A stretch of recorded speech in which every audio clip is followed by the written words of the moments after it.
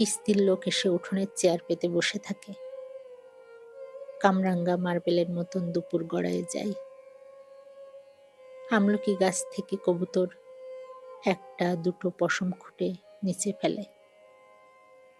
আম্মা টাকার খোঁজে এদিক সেদিক ছোটাছুটি করে।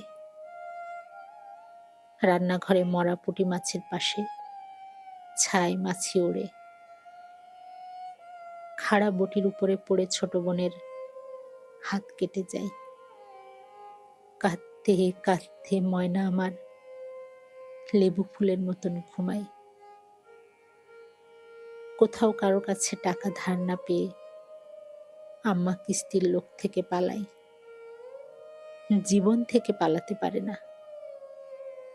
সুদের হারে বেড়ে যায় গ্যাস্ট্রিকের ব্যথা।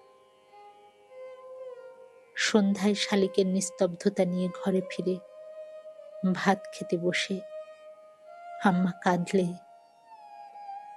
ব্যর্থ হয়ে যায় আমার সকল সার্থক কবিতা।